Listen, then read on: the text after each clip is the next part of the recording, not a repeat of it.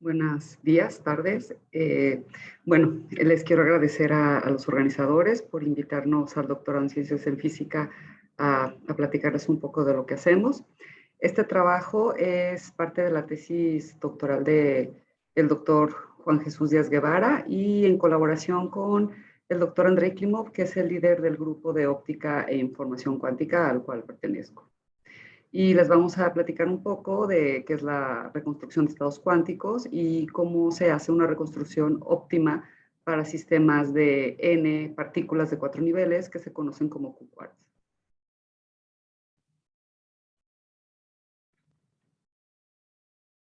Bueno, primero vamos a hacer una pequeña revisión de lo que es la tomografía, después vamos a platicar de sistemas que son dimensión prima, para después generalizar para sistemas de dimensión que no es prima, que en este caso es 4, la que vamos a trabajar.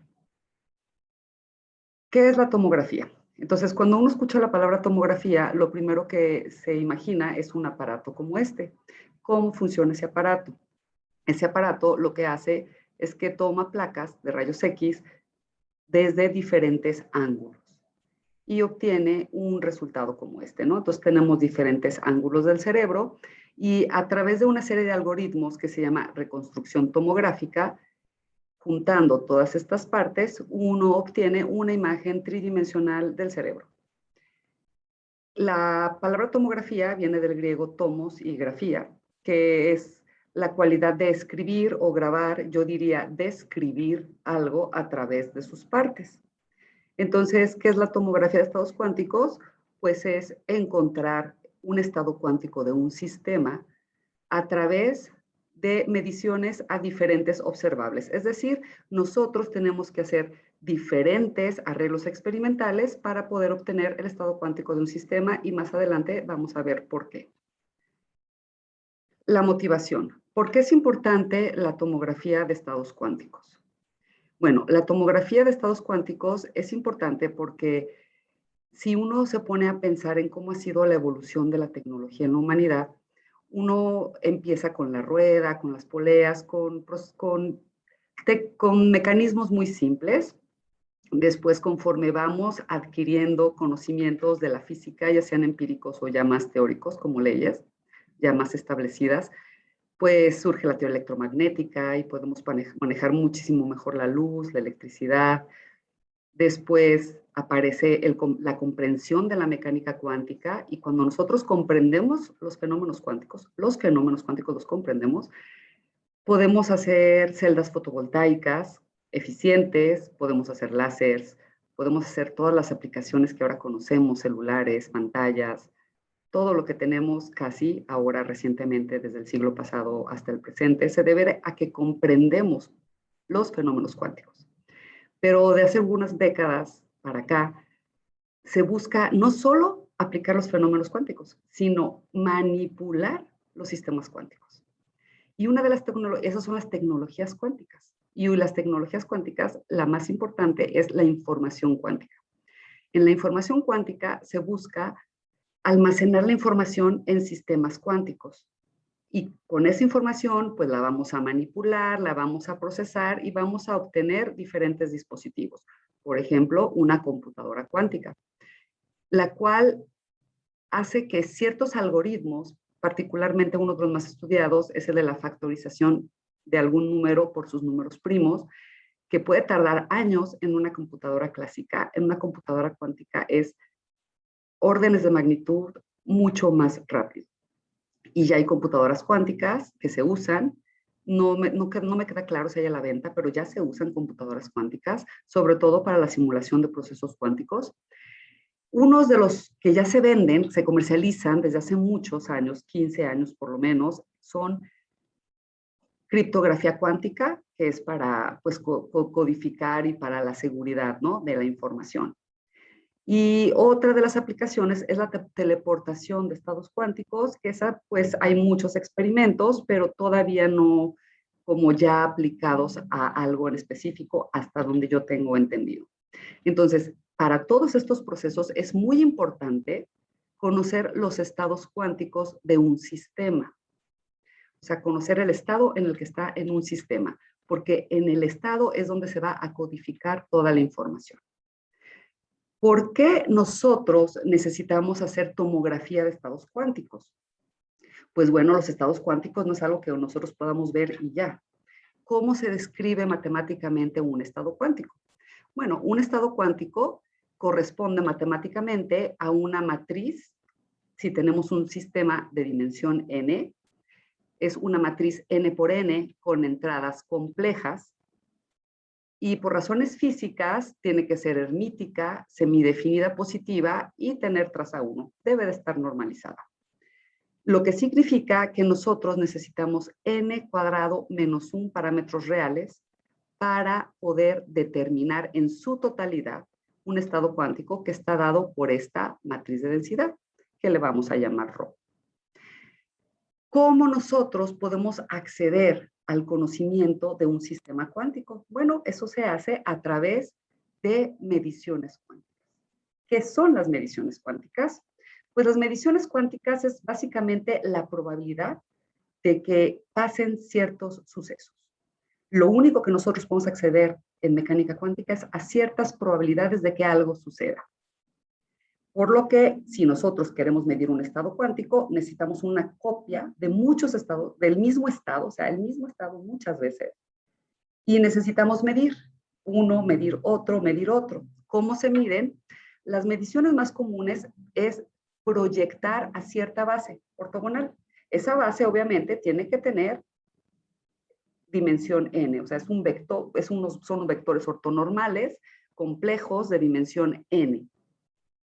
Si nosotros proyectamos a esa base, cada una de las diferentes salidas nos va a dar una probabilidad. ¿Qué probabilidad? La probabilidad de que la matriz de densidad esté en ese estado. Cada base, evidentemente, nos va a dar solo n menos 1 parámetros. Cada base corresponde a un arreglo experimental. ¿Cuántos arreglos experimentales o cuántas bases necesitamos? Por lo menos necesitamos, para tener los n cuadrado menos 1 parámetros de la matriz de densidad, necesitamos n más 1 bases. Ese es el equivalente a decir que vamos a medir nuestro sistema cuántico desde n más 1 diferentes ángulos, como en un tomógrafo. ¿Cuáles son las bases más adecuadas? Bueno, ¿cuáles son las bases más adecuadas? Depende a qué le queramos llamar adecuado. Hay experimentos que son más fáciles de hacer que otros. Hay datos que son más fáciles de procesar que otros. Desde el punto de vista teórico, a nosotros nos interesa pues la parte teórica. Debido a que solo medimos probabilidades en mecánica cuántica, pues podemos hablar teóricamente de bases que nos minimicen el error estadístico y que ganemos la mayor información posible. Esas bases se conocen.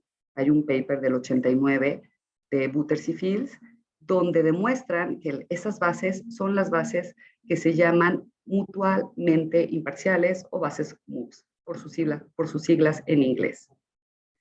¿Cómo son esas bases?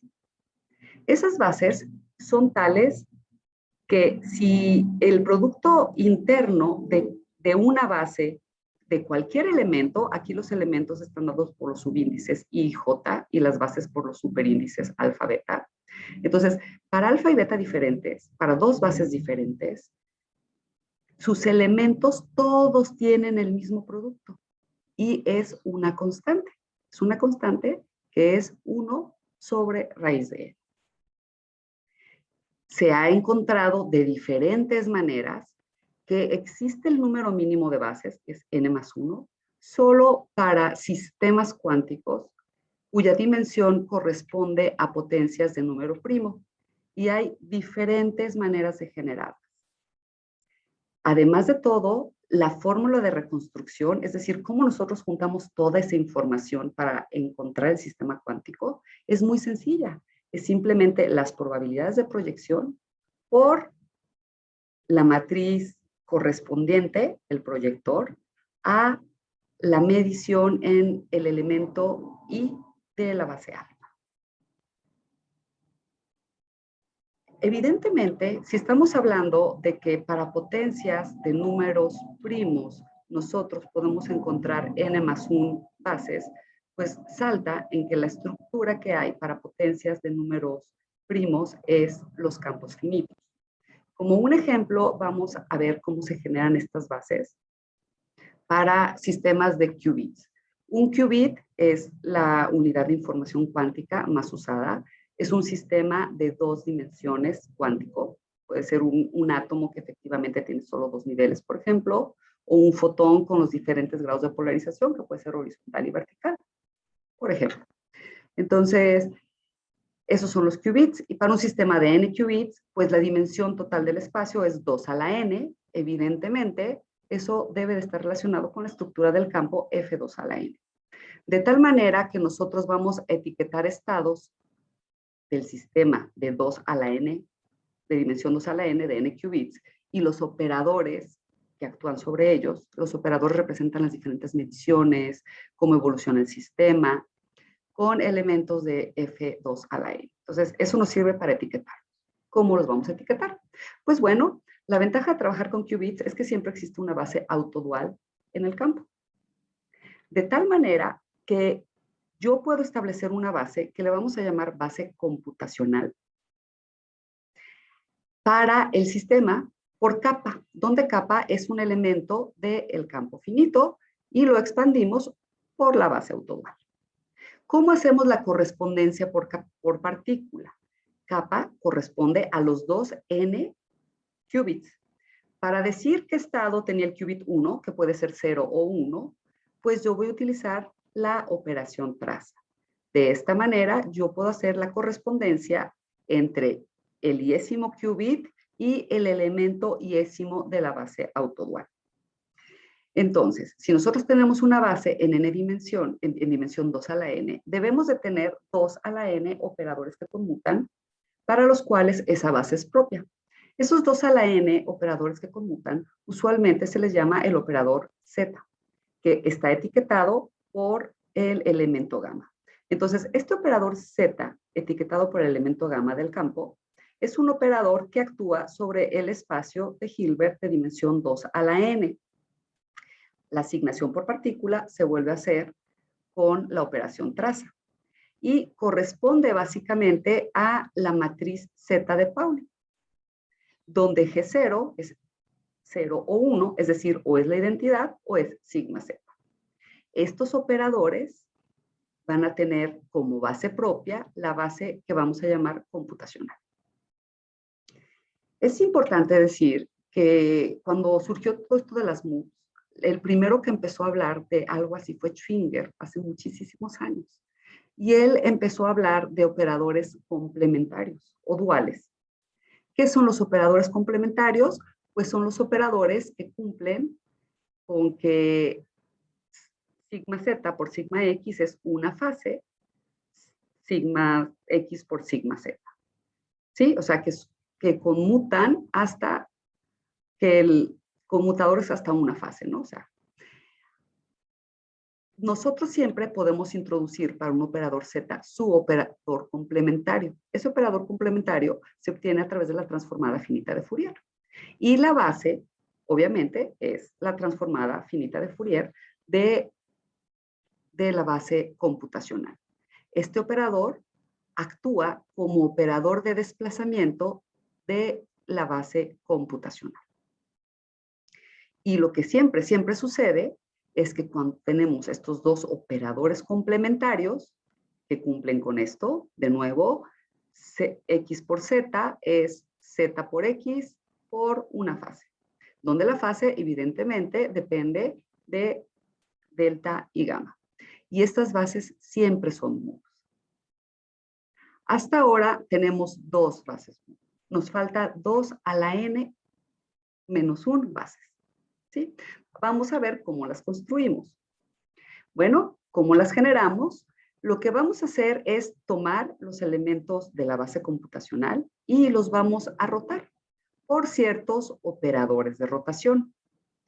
Estos operadores de rotación están etiquetados por los elementos del campo. Es decir, hay 2 a la n operadores de rotación.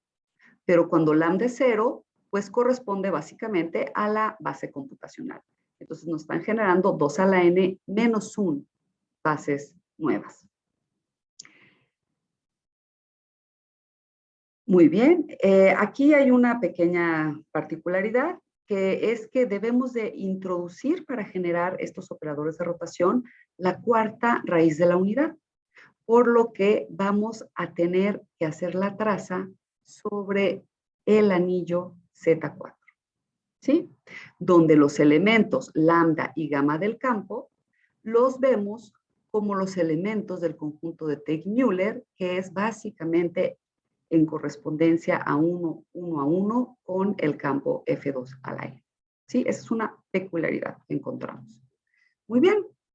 ¿Cómo son estas bases? Bueno, pues estas bases tenemos ahora 2 a la n bases, etiquetadas por el campo, por los elementos del campo F2 a la n, que los obtenemos de los operadores de rotación.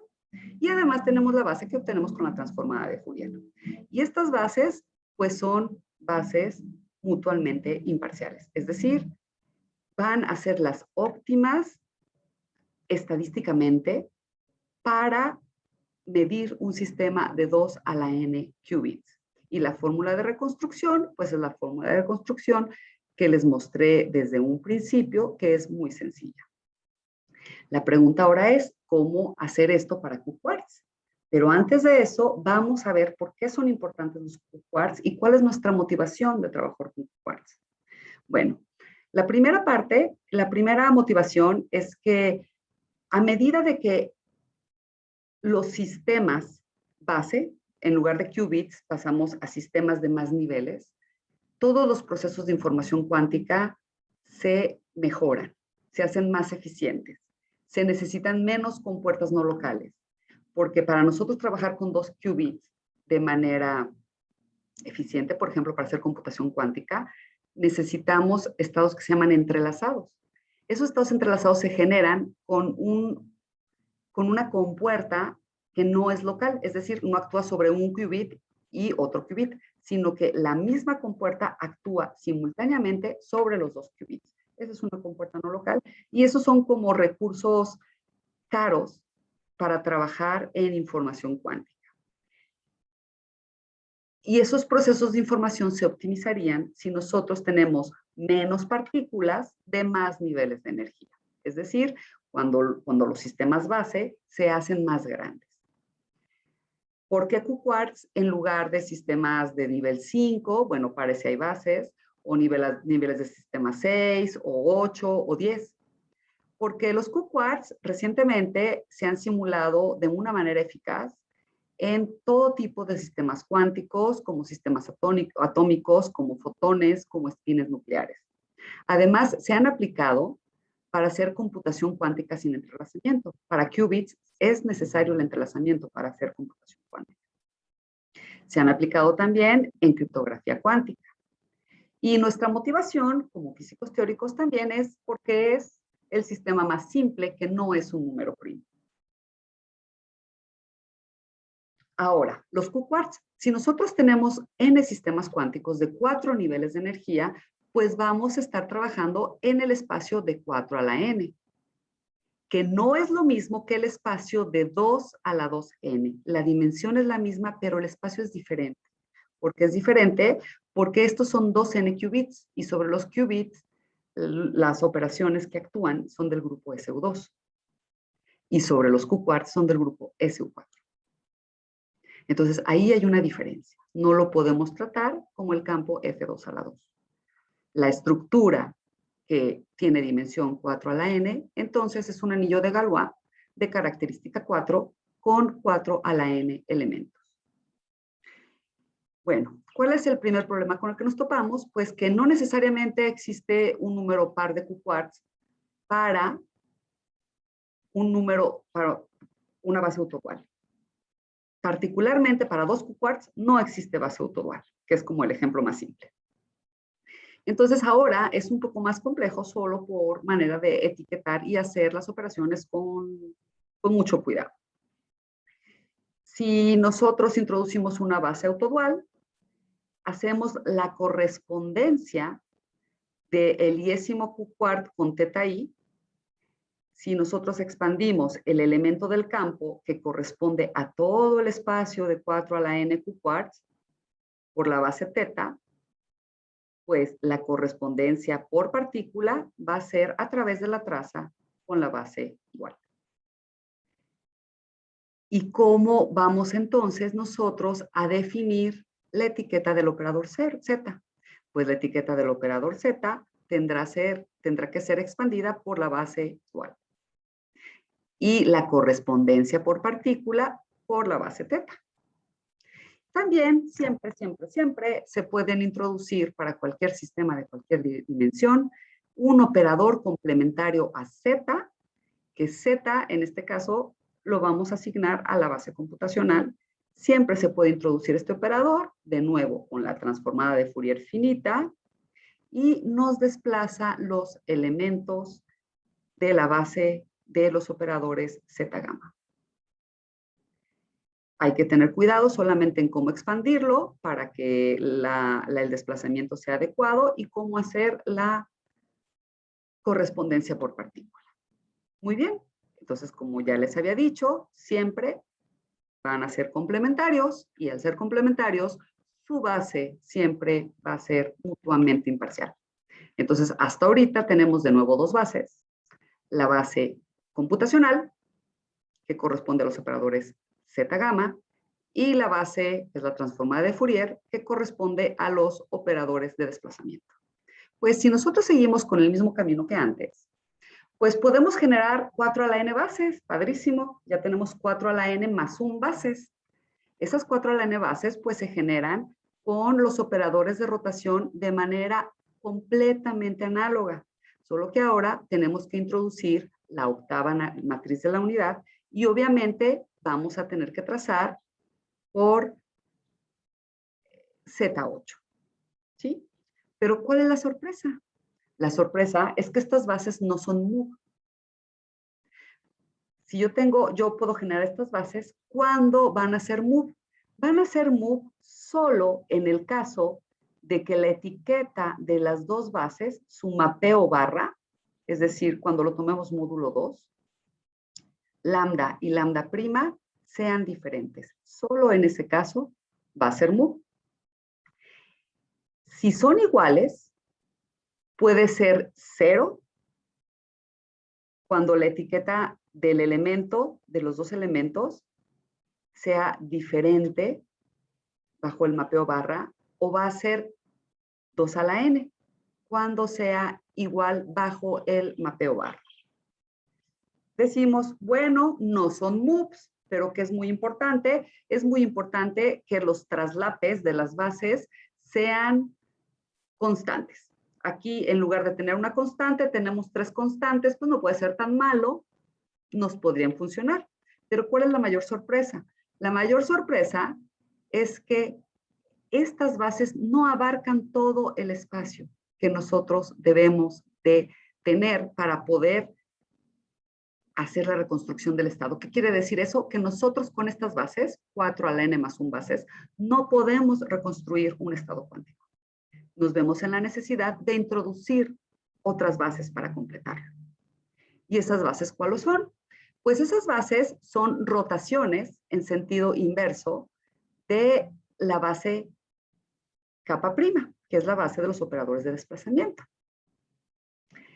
Estas bases entre sí no son MUVs, cumplen con la misma propiedad de las bases que tienen el mismo mapeo barra. Entonces vemos algún tipo de estructura más o menos constante que nos puede ayudar para hacer una tomografía. Y definitivamente estas bases sí son MUV con las bases generadas con la rotación de Z, que con la rotación de X sí son MUV. Y estas bases, aquí hay que aclarar, la etiqueta ya no corre por todo el anillo, no es necesario hacer las rotaciones desde X por todo el anillo, sino solo por el ideal principal, es decir, por los elementos que son divisores de 0 y el 0, ¿no? Donde el 0 evidentemente corresponde a la base kappa. Entonces, ¿qué tenemos? tenemos que estas 4n más 2 a la n bases sí cubren todo el espacio. Obviamente lo van a cubrir de manera redundante. ¿Cuál es la fórmula de reconstrucción? Pues la fórmula de reconstrucción es muy similar. ¿Cuál es la diferencia? La diferencia es que ahora, en lugar de tener probabilidades, vamos a tener ciertos coeficientes que dependen de las probabilidades. Si se fijan aquí, los elementos kappa los estamos desplazando por los divisores 0. Es decir, kappa barra es igual a kappa más gamma barra. Y aquí también kappa barra es igual a kappa más gamma barra. Y eso tiene que ver con este traslape entre las bases que están etiquetados por el mismo mapeo barra. Entonces, eso de aquí, ¿a qué corresponde? Pues corresponde a la redundancia. Y de ahí podemos obtener algunas ecuaciones de la dependencia que hay entre una base lambda barra más delta y una base lambda barra. Es decir, yo fijo lambda barra y todas las que tienen el mismo mapeo barra van a ser dependientes sus probabilidades. ¿Sí? Y igual acá tenemos la base 0. Recordemos que mu es un divisor 0. El mapeo barra es básicamente 0. Tenemos esa relación entre las probabilidades. Y eso viene definitivamente de que los traslapes entre las bases que tienen el barra pueden ser 0 o pueden ser 1 sobre 2 a la n. Bueno, vamos a comparar esta tomografía con las otras tomografías que son usadas, que se supone que son maximales, así como muy simétricas. Para hacer esto, pues nosotros que esperamos que sea mejor, ¿no? Por la redundancia. Vamos a ver si es cierto. Entonces, para hacer eso, vamos a suponer que tenemos m mediciones en cada arreglo. Ya les platiqué que hay que hacer estadística para obtener estas probabilidades. Esa estadística es típicamente multinomial. Nosotros podemos obtener estas probabilidades, escribimos ρ en función de las probabilidades con la fórmula que les acabo de mostrar. Y hacemos, para encontrar la precisión, vamos a hacer la distancia de Hilbert-Schmidt entre la ρ real, es decir, la ρ que uno debe de tener, y la ρ estimada. ¿Sí? Ese es el error cuadrático medio, ¿no? En base a la distancia de Hilbert-Schmidt.